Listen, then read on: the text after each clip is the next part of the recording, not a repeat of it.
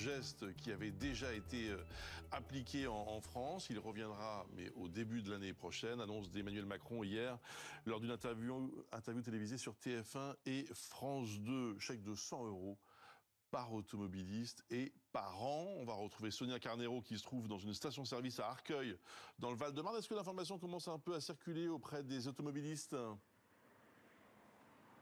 Oui, et la déception, elle est bien présente, Bruce, ici pour les automobilistes qui, après les annonces d'Emmanuel Macron hier soir, attendaient ce matin à la pompe un changement concret, surtout très rapide. Une ristourne, très concrètement, sur le tableau d'affichage, peut-être moins 10, voire moins 20 centimes sur le prix du carburant, comme ça a été le cas il y a près d'un an maintenant. Un vrai geste de la part du gouvernement. Donc les avis sont plutôt partagés. Écoutez au micro de Sébastien Rio.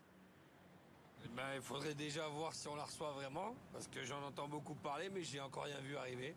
Donc attendons de voir déjà si elle vient, et puis ensuite on pourra dire ce qu'on en pense réellement. Vous pensez que c'est assez quand même ou pas ? C'est toujours ça, c'est toujours mieux que rien.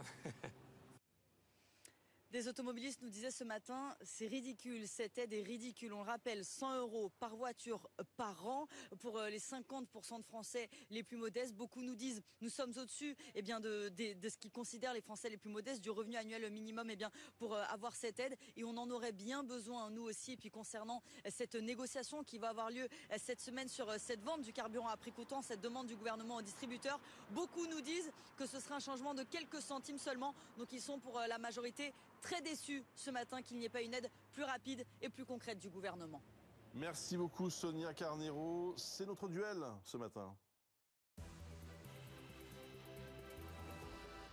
Avec nos invités, Olga Givernet, députée Renaissance de l'Ain. Bonjour. Bonjour. Et Aurélie Trouvé, députée La France Insoumise NUPES de Seine-Saint-Denis. Bonjour. Bonjour. Avant de vous entendre, Benoît Galeret, comment est-ce qu'on accueille sur les réseaux sociaux ce chèque de 100 € pour certains automobilistes ?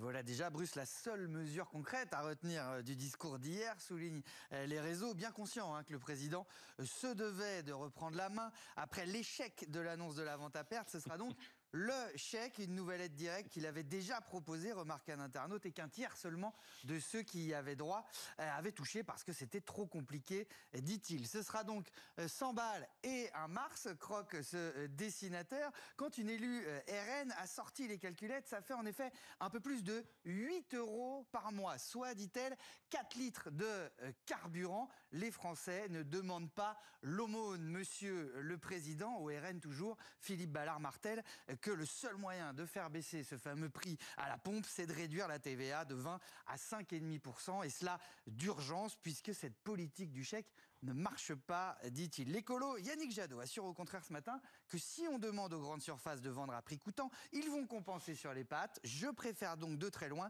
un chèque énergie, assure-t-il, tout en demandant bien évidemment en parallèle des investissements massifs dans le train et dans les transports publics à long terme. Ce coup de pouce aux énergies fossiles n'est pas viable. Une rustine, soupire aussi le socialiste Olivier Faure, une improvisation, dit-il, qui sème le flou sur la transition écologique, quand une solution est pourtant là, le blocage des prix. Même son de cloche pour finir chez l'insoumis Alexis Corbière, qui tacle pour finir quand en normal un président annonce, Macron lui renonce à bloquer les prix, à indexer les salaires sur l'inflation. Aucune mesure ferme et pérenne n'est prise pour faciliter la vie des Français, dit-il en apprenant l'émission de ce nouveau chèque. Merci beaucoup Benoît Galeret. Alors, d'abord c'est une surprise, ce chèque carburant, parce que la Première ministre nous avait expliqué il n'y a pas si longtemps, il y a un mois, dans une interview, elle avait dit non, il faut arrêter avec ce genre de geste, parce que c'est pas compatible avec la transition écologique, parce que ça coûte cher aussi au budget de l'État.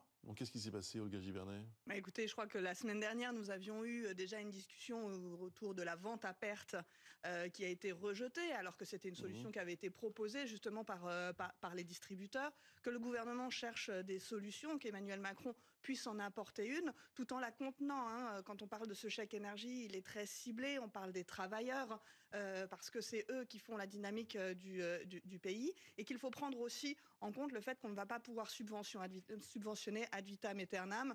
Les énergies fossiles, moi je suis sur les travaux de sobriété, on cherche à sortir de ces énergies fossiles. On comprend aujourd'hui que notre société en est dépendante et le président de la République l'a rappelé hier, c'est le prix de notre dépendance. Donc de trouver des solutions, moi je crois que les opposants étaient prêts à dégainer quoi qu'il arrive, ce n'est jamais assez, ce n'est jamais suffisant. Il faut prendre en compte et d'un côté le pouvoir d'achat des Français et de l'autre côté notre volonté d'accompagner vers cette sortie et cette décarbonation du pays.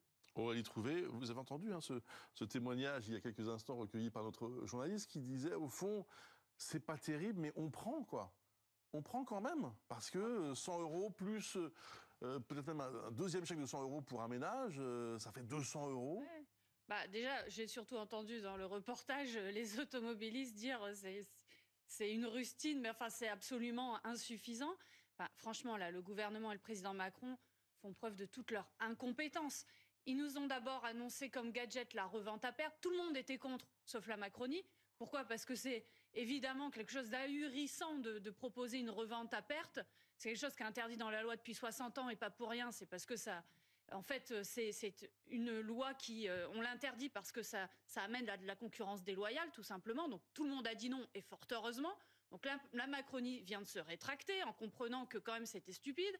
Et donc maintenant, il nous propose un chèque carburant... franchement, 100 € par mois, par an, pardon, pas par mois, par an pour une partie des Français. Il faut savoir quand même que le plein, en 2 ans, coûte à peu près 15 € de plus. Donc 100 € par an, c'est absolument rien. Bon, mais surtout, et j'en arrive au plus important, c'est qu'en fait, ce gouvernement se refuse à s'attaquer à ceux qui en profitent réellement. Qui en profite réellement? Je prends Total, plus 28% de bénéfices en 1 an. Les taux de marge dans le secteur de l'énergie n'ont jamais été aussi élevés dans l'histoire des statistiques. 74% de taux de marge, je vous assure que c'est pour... Mais c'est Total qui fait le plus d'efforts en plafonnant ses prix. Mais attendez, plus d'efforts, ils sont à 28% de bénéfices. Qui fait plus d'efforts que Total en 1 an? Qui fait plus d'efforts que Total? Mais justement, le problème, c'est que vous avez les grands pétroliers qui font des taux de marge et des bénéfices ahurissants, et de plus en plus, là on atteint vraiment un record de taux de marge, et que le gouvernement n'agit pas sur ces marges et ses super profits. Donc il n'y a pas de taxation des super profits, il n'y a pas de blocage des marges. Alors le président Macron nous dit... Ah, on va aller discuter. Ça fait 2 ans que Bruno Le Maire nous dit on va peut-être discuter avec ces multinationales qui se font des super profits. Il est temps d'agir et d'obliger ces multinationales. Je crois que Madame Trouvé n'a pas écouté le président de la République. Il a dit qu'il allait chasser toutes les marges, que ce soit au niveau de la raffinerie, et de s'assurer justement que chacun puisse contenir ses marges pour faire en sorte que le prix soit le plus bas possible. Alors j'entends bien, hein, il faudrait baisser les taxes, sauf que Madame Trouvé, vous le savez, on va commencer à aborder le budget sur le mois d'octobre, et qu'il va falloir trouver des recettes pour financer la transition énergétique et écologique évidemment d'un côté, mais aussi le soutien social. Je crois que c'est évidemment aux professionnels, aux industriels de pouvoir se mettre autour de la table, et la Première ministre va s'y atteler dès maintenant pour pouvoir trouver des solutions. La France a fait les plus gros efforts en termes d'inflation contenue. On le voit même, on entendait encore les Belges qui venaient faire leurs courses en France. Et ça, vous ne l'avez pas relevé, Madame Trouvé, malheureusement. Alors qu'on a une France qui sort du chômage, qui trouve de l'emploi. Et parce qu'il y a de l'emploi, il y a de la sortie de la pauvreté aussi. Madame Trouvé trouve toujours que ce n'est pas assez et qu'il faudrait en faire plus. Je crois qu'il faudrait qu'elle ressorte ses livres d'économie pour pouvoir voir qu'en fait, une augmentation des salaires, il y en a une par le SMIC, plus 11% depuis 2022. Alors, et il faut évidemment que l'ensemble des industriels et des professionnels puissent apporter une réponse aux salariés. Je reviens à ce que vous disiez sur les profits des industriels. Donc l'idée, selon vous, ce serait de les taxer davantage? Alors, mais est-ce que ça aurait forcément une incidence sur les prix? On n'en sait rien. Alors d'abord, vous voyez bien que le problème, c'est les prix nourris par les marges. Ce n'est pas que nous qui le disons, c'est le Fonds monétaire international, ce sont les statisticiens de l'INSEE, par exemple, avec lesquels je travaille, parce qu'il se trouve que je suis chercheuse en économie depuis 20 ans, donc je connais un petit peu l'économie. C'est surtout le prix du pétrole qui est en forte hausse. Alors, le prix du pétrole et de l'essence, effectivement, mais c'est des profits engrangés par les raffineurs, les pétroliers du type de Total. Donc il faut à un moment donné bloquer ces marges. Il ne faut pas seulement supplier. C'est pareil pour les grands industriels de l'agroalimentaire. Hein. Ça fait 2 ans que Bruno Le Maire supplie, demande. Eh bien, il faut bloquer à un moment donné ces marges, bloquer aussi les prix des produits de première nécessité. Ça, c'est d'un côté. Et de l'autre, de l'autre, il faut absolument augmenter les salaires, pas seulement le SMIC qui est juste indexé sur l'inflation, il faut augmenter l'ensemble des salaires pour qu'ils suivent les prix. Et vous parlez de la Belgique, c'est intéressant. La Belgique a un taux d'inflation moindre que celui de la France, tout en ayant indexé les salaires sur l'inflation. Et oui. Je vous prends l'exemple de la Belgique parce qu'il est très intéressant. Donc, sur les prix, aussi... si vous permettez, parce que c'est vraiment très intéressant, je pense encore une fois à ceux qui nous suivent, qui entendent ces propositions, il en a été question hier. Le blocage des prix, Emmanuel Macron dit que ce n'est pas possible. Non, ce n'est pas envisageable. Parce que... Mais oui, mais on voit bien qu'on revient toujours en boucle sur ces propositions. Le blocage des prix, c'est pour ceux qui sont en bout de chaîne. Typiquement, vous parlez de la grande distribution, mais en fait, c'est surtout des agriculteurs qui, eux, ont besoin aussi de vivre et de pouvoir faire vivre leur activité. Donc, le blocage des prix, je crois que c'est être en dehors de toute réalité économique du marché. En revanche, accompagner ce marché, s'assurer qu'il y ait bien toute la chaîne de valeur qui soit autour de la table pour se permettre justement d'avoir une discussion, d'avoir une répartition des marges qui soit égale, équitable et qu'elle soit aussi transparente. Je crois que le président l'a dit, il veut de la transparence. Ce sera sur la question des carburants, mais je crois qu'il la faut aussi de plus en plus sur les biens de première nécessité. Et de prendre en compte tout cela nous ramène en fait à cette concertation que nous avons besoin, qui revient régulièrement, et sur le fait qu'il faut pouvoir apporter des solutions concrètes, un chèque énergie très ciblé aujourd'hui. Et moi, je crois que pendant le budget, nous aurons des débats très intenses sur la question de l'inflation. Il faut aussi penser que l'ensemble des députés prennent en compte dans leur circonscription, comme moi dans l'Ain, les retours de nos concitoyens. Et cette inquiétude, elle est là, elle est pesante. Il faut aussi se dégager des marges de manœuvre pour pouvoir financer nos politiques publiques et venir en soutien. Alors, vous répondez, mais si vous voulez bien, juste après, il faudra qu'on évoque la vente à prix coûtant. Alors, d'abord, je voudrais dire une chose, c'est que le blocage des prix, c'est infaisable uniquement dans le monde ultralibéral du président Macron. Déjà, il faut savoir quand même qu'en Outre-mer, déjà, une loi existe pour bloquer les prix des produits de première nécessité. C'est tout à fait faisable. Simplement, il faudrait que vous sortiez de cette idéologie néolibérale dans laquelle l'État est impuissant et ne fait rien face aux multinationales. Vous parlez des agriculteurs, mais nous, on est pour des prix planchers pour tous les agriculteurs en fonction des coûts de production. Ça aurait dû d'ailleurs être le but d'une des lois qui est passée Egalim, mais ça ne marche pas, malheureusement. Donc nous sommes pour des prix planchers. Le problème, c'est pas les revenus des agriculteurs, qui malheureusement est en train de diminuer pour un certain nombre. C'est les marges que se font les grands industriels agroalimentaires. C'est ça le problème. Et tant que vous continuerez à supplier, à demander, s'il vous plaît, Nestlé, s'il vous plaît, Unilever, faites en sorte de modérer vos marges, ça ne marchera pas. Parce qu'ils continueront à nourrir les dividendes de leurs actionnaires qui augmentent toujours plus. Le nombre de millionnaires en France a encore augmenté. Les dividendes sont en train de s'envoler dans le CAC 40 et pour les 40 plus grandes multinationales françaises. Les riches et les multinationales vont très bien. Et le problème, c'est qu'on a un président Macron qui est le président des riches et des multinationales et qui refuse le partage des richesses. Bien. Et les Français commencent effectivement, franchement, à en souffrir. J'aimerais qu'on évoque maintenant donc la vente de carburant à prix coûtant. C'est la nouvelle idée qui sort du chapeau, puisque la vente à perte a été abandonnée, vu que personne ne veut le faire. Mais la vente à prix coûtant, qui va vouloir le faire ? Mais écoutez, quand on nous propose d'avoir une capacité et de proposer aux clients une baisse des prix, eh bien nous, on cherche des solutions pour pouvoir la proposer. C'était le but de cette vente à perdre. Et d'ailleurs, le président de la République a dit qu'il le maintenait comme une menace. C'était un chiche, vous nous l'avez demandé, on est capable de vous le faire. Les distributeurs se sont rétractés. En revanche, eh bien, écoutez, allez-y sur le prix coûtant. Certains le font déjà quand ils font des appels pour venir chez eux. Certains parlent de quelques centimes. Moi, j'y crois pas. J'attends de voir. J'attends de voir les chiffres réels de ce qui va sortir de ce prix coûtant, parce que les quelques centimes au litre, eh bien, lorsque l'on utilise beaucoup sa voiture pour aller au travail, quand on habite en ruralité, eh bien, nous avons besoin aussi de montrer qu'il y a une baisse de ce côté-là. Mais là aussi, c'est de l'incantation, parce que malheureusement, il n'y a pas d'obligation pour ces groupes. Donc, il n'y a pas d'obligation, comme le fait de ne pas vouloir bloquer complètement le pays sur un marché complètement figé et revenir ensuite pour essayer d'organiser. Je crois qu'il faut vraiment accompagner. L'incitation, elle se fait d'un point de vue écologique. Et on ne veut pas bloquer, on ne veut pas obliger d'un côté. Mais d'un autre côté, il faut pouvoir avoir une incitation, une vraie volonté de pouvoir sortir de ces énergies fossiles. Les obligations, c'est pour les extrêmes. Eux, ils veulent tout interdire, tout régir pour qu'à un moment donné, on soit dans une situation catastrophique, celle qu'ils décrivent aujourd'hui, mais qui n'est pas la réalité.